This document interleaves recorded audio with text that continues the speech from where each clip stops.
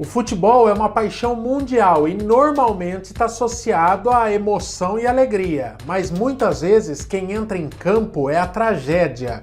No vídeo de hoje a gente mostra 13 jogadores profissionais que morreram em campo. 13 jogadores que morreram em campo, seja em jogo oficial ou mesmo em treino.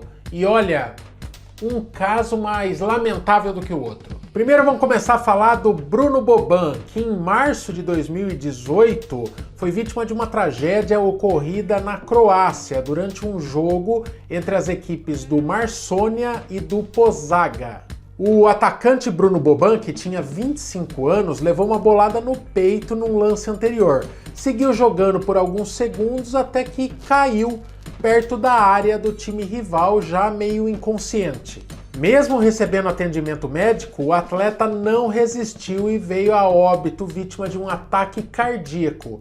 Segundo os médicos, qualquer batida no peito repentina, e muito forte, pode causar uma parada cardíaca. E foi o que aconteceu com o Bruno quando ele levou uma bolada no peito, Ele ficou lutando ali contra a parada cardíaca e realmente as pessoas que estavam à sua volta só perceberam o que estava rolando quando ele caiu ali no gramado. O próximo da nossa lista é o jogador Patrick Ekeng. Ele, que era camaronês e tinha 26 anos, atuava pelo Dinamo de Bucareste da Romênia e era um dos destaques do time. Mas em 2016, numa partida contra o Vitoru, ele sofreu um ataque cardíaco e caiu quando estava sozinho no meio do campo. Jogadores que estavam à sua volta demoraram um pouquinho para se ligar no que estava acontecendo, mas logo partiram para cima do jogador para tentar socorrer o companheiro.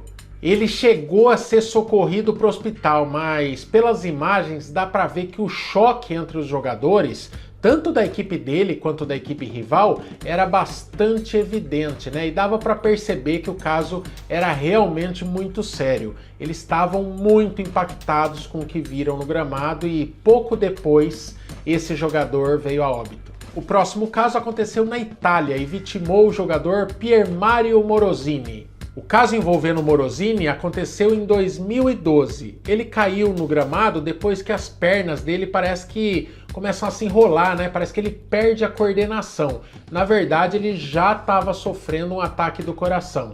O pessoal que estava no banco de reservas ficou totalmente descontrolado ao ver a cena, porque dava para perceber que ele estava sofrendo um mal súbito. O Morosini chegou a receber atendimento médico, mas morreu no hospital.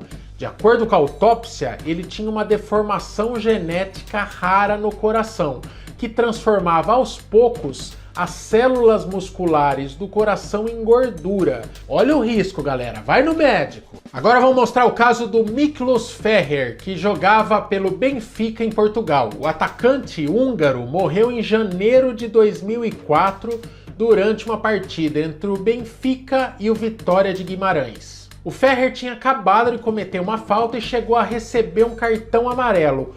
Poucos segundos depois, ele caiu no chão.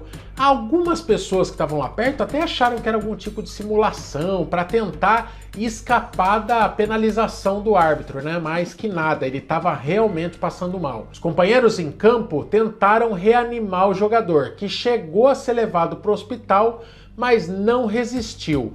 Depois, os exames mostraram que a causa da morte foi uma cardiomiopatia hipertrófica. A camisa 29 do Benfica, que era usada pelo jogador, foi aposentada nesse dia, como uma forma de homenagear o jogador. Agora, e quando a tragédia vitima não um, mas 2 jogadores de uma vez? Foi o que aconteceu com o Herman Gaviria e com o Giovanni Córdoba, jogadores do Deportivo Cali da Colômbia.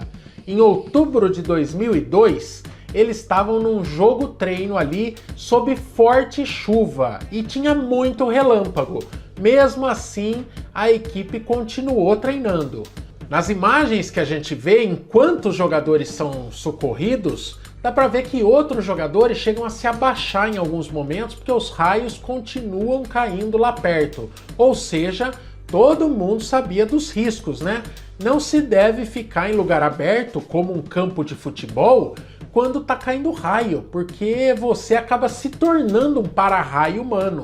Ou seja, essa, ao que dá para perceber pelas imagens, é uma tragédia que envolveu muita negligência e, quem sabe, poderia sim ter sido evitada e poupado a vida desses dois ídolos do futebol. Agora vamos para um caso que abalou o mundo da bola aqui no Brasil, envolvendo o jogador Serginho do São Caetano. Eu era moleque e eu lembro que a gente ficou arrasado quando isso aí aconteceu.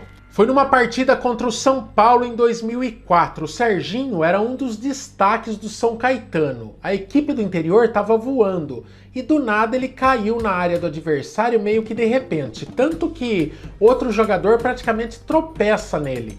O Serginho chegou a ser levado para o hospital, mas não resistiu. Essa morte do Serginho causou uma revolução nos campos do Brasil, porque ficou muito claro que os primeiros socorros não foram oferecidos para ele a contento, porque não tinha, por exemplo, um desfibrilador. Desde isso aí, passou a ser uma exigência nos jogos oficiais ter esse tipo de equipamento para algum profissional que seja treinado para usar ter a chance de reanimar um jogador ainda em campo.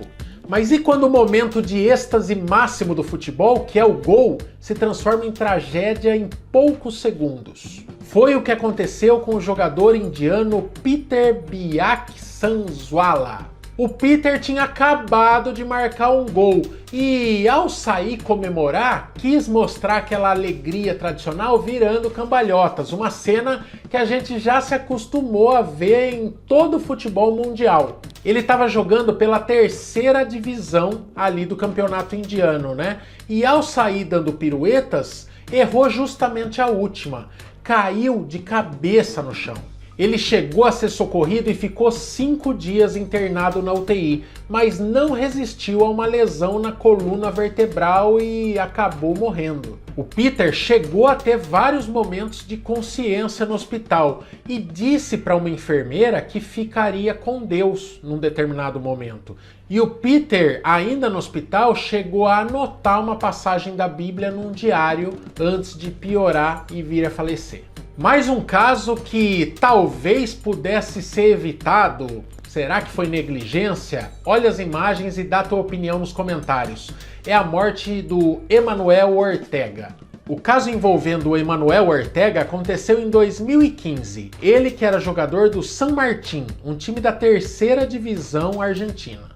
A fratura no crânio sofrida pelo Ortega aconteceu em um lance infeliz na partida da sua equipe e o Juventude Unida. Aos 44 minutos do primeiro tempo, ele levou uma trombada do seu rival, se desequilibrou de costa e acabou batendo a cabeça numa mureta que ficava logo ao lado do campo, talvez perto demais, né, para oferecer segurança para os atletas. Ele bateu a cabeça, foi socorrido e chegou a ficar 11 dias internado, mas a fratura na cabeça gerou um coágulo que não pôde ser solucionado pelos médicos. Parece que foi obra do acaso, né? Mas qualquer pessoa que já foi ver futebol num campo pequenininho, ou do futebol varziano, ou numa cidade mais do interior, já viu que a cerca fica bem pertinho do limite do campo sempre, né? Então será que essa é uma tragédia anunciada que pode se repetir? O próximo caso envolveu o jogador Akili Fairuz, na Indonésia. Olhando as imagens, esse nem parece ser um caso tão grave. Dá pra ver que o jogador veio com tudo, né? O goleiro veio com uma entrada meio pesada em cima do jogador que estava tentando ganhar ali a grande área. Só que essa batida no abdômen do jogador, do atacante, acabou fazendo com que ele sofresse uma hemorragia interna. O Fairuz foi substituído depois de receber esse golpe de chuteira no abdômen, né? Mas ficou lá até o final da partida assistindo o jogo. Depois da partida ele começou a se queixar de dores na barriga e foi levado para o hospital. Foi aí que os médicos constataram que ele tinha sofrido uma lesão séria na bexiga e estava com a hemorragia. Ele foi operado e durante a cirurgia acabou havendo complicações que geraram a morte do jogador.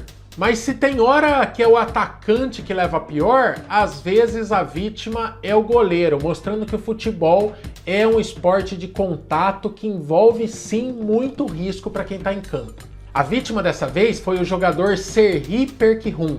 O goleiro do CSKA Moscou chegou a ficar 10 dias em coma depois de bater a sua cabeça contra a chuteira de um jogador que entrou com tudo no campeonato russo, invadindo a área. Dá pra ver que não teve tanta má fé do atacante, né? Ele tava com muita gana de vencer a defesa rival. Só que nessa, a chuteira pegou na cabeça do goleiro e machucou ele fortemente. Eu não posso colocar as imagens, mas fez realmente um talho na cabeça dele muito feio, muito sangue no campo. Os médicos tentaram ali sanar o problema ao longo dos dias, mas os danos causados pelo impacto à cabeça, né, e ao cérebro do goleiro foram muito graves, graves o bastante para tornarem o quadro irreversível. E para fechar essa lista, vamos mostrar o caso do Phil O'Donnell, outro que morreu depois de fazer um gol. Aconteceu no campeonato escocês em 2008. O jogador Phil O'Donnell era muito conhecido na Escócia e chegou a usar a camisa da seleção. Nesse dia ele fez um gol de cabeça e logo depois de sair comemorar ele caiu. O mais agoniante é que os jogadores que estão em volta dele tentam fazer festa para ele, erguer. Acho que eles pensaram que ele estava emocionado ali, agachado no gramado, só que ele estava passando mal. Tem uma hora que ele faz um sinal com a mão, assim, meio que pedindo para esperar que algo não tá certo. A autópsia feita no Phil mostrou que ele teve um problema no ventrículo esquerdo do coração, algo que não foi detectado por nenhum dos exames de rotina que eram feitos pelo clube. Mas tem muito mais casos de mortes envolvendo jogadores durante partidas, sabia? Se vocês gostarem desse tipo de conteúdo, dá o like para eu saber. Se a gente bater 200 likes, eu posso fazer a parte 2. Mas me coloca aí nos comentários se você lembra de alguma outra morte de jogador que estava em campo, beleza?